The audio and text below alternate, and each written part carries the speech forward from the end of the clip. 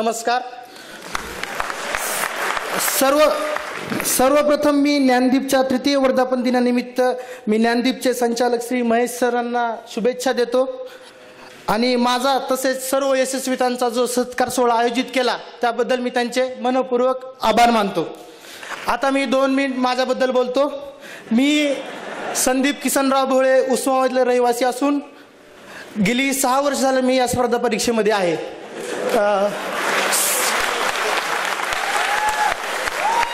सन 2011 साली माझी PSI म्हणून निवड झाली आणि मी ठरवलं नंतर की आपल्याला जॉईन नाही करायचं कारण आपल्याला फक्त राज्यसेवा करायची आहे.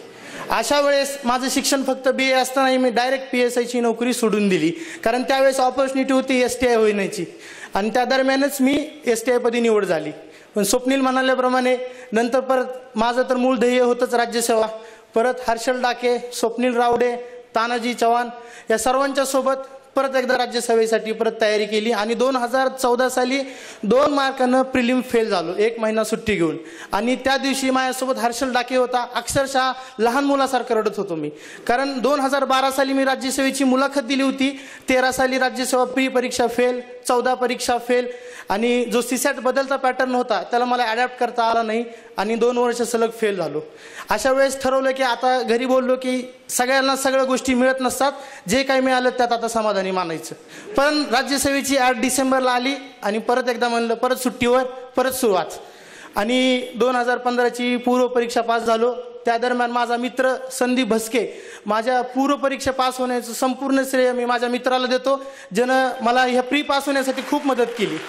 आणि नंतर लवटे सरांनी मागच्या वेळेस बोलले होते माझ्याबद्दल, संदीप म्हणजे GSचा बादशाह आणि अक्षरशः मी तसंच होतो कारण CSAT मला जमत नव्हतं पण GS ज्यावेळेस येईल त्यावेळेस मात्र मी खूप तयारी करायचो. लवटे सरांनी मेन्सबद्दल मला खूप मार्गदर्शन केलं. कायद्याची तयारी होती, पंचायतराज सरांचं पुस्तक होतं. या दरम्यान मी खूप तयारी केली आणि मला पेपर क्रमांक 2 72 आणि पेपर क्रमांक 3 69 हे जे मार्क मिळाले ते सरांमुळे मिळालेले आहेत. आणि सगळ्यात महत्त्वाचं म्हणजे मी अधिकारी झालो नसून माझ्या मोठ्या भावानं मला अधिकारी केले कारण मी ज्यावेळेस सुट्टीवर जायचो फायनान्शियल सपोर्ट फक्त माझ्या मोठ्या भावाचा असायचा. बाकीच्या न वाटायचं त्याला राजकारण्यांचा खूप सपोर्ट आहे की म्हणून नोकरी असं करतो पण ॲक्च्युली मला माझ्या मोठ्या भावाचा खूप सपोर्ट होता.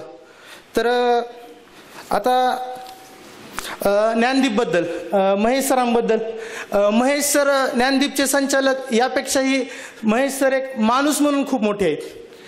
महेश सरांबद्दल बोललं तर माझा कोणत्याही क्लासशी कधीही कोणताही संबंध नाही आहे पण महेश सरांकडे बघून असं वाटतं की या क्लासशी संबंध असणं ही माझ्यासाठी अभिमानाची गोष्ट आहे कारण मला विचारतात ज्ञानदीपचे सर कसं काय तुझ्या संपर्कात. आणि आता 2015चा मी मॉक दिलाच होता. अक्षय हाके सर होते, ज्ञानदीप होते, महेश सर होते आणि त्यावेळेस मी मॉकला गेलो होतो. 2012चा इंटरव्ह्यू दिला होता. 55 मार्क आहेत, आपल्याला काही तयारीची गरज नाही म्हणलं जाऊ. आणि इंटरव्ह्यूला स्वप्नील होता, मी गेलो आणि सरांनी असं काही झापलं, बाहेर आलो, काय झालं काहीच कळलं नाही, फुल ब्लँक. त्या दिवशी 22 तारीख होती, फक्त 10 दिवस राहिले आणि सर तुमच्यामुळे मी खूप सिरियस झालो नंतर आणि तयारी व्यवस्थित केली आणि मुलाखतीला 55 मार्क पडले. सर खूप धन्यवाद, तुमचं सहकार्य लाभलं. आता विद्यार्थ्यांकरता सूचना. आपण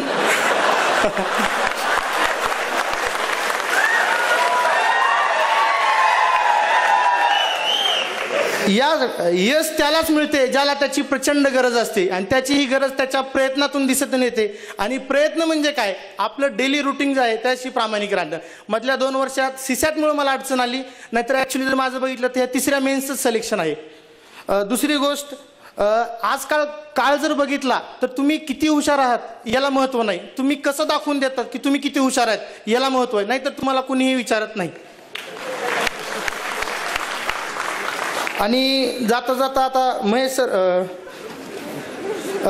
सर मी तुम्हाला या तृतीय वर्धापन दिनानिमित्त पुन्हा एकदा शुभेच्छा देतो.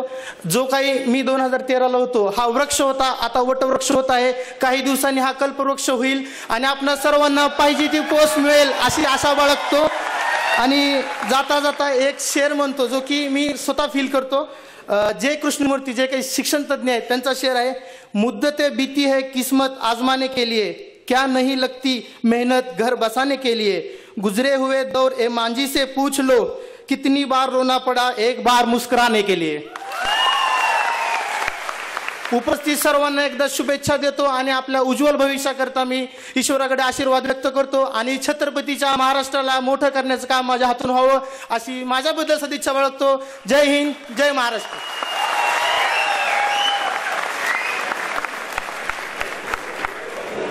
खूप खूप धन्यवाद संदीप सर, माझे मित्र, माझे स्नेही, सहकारी.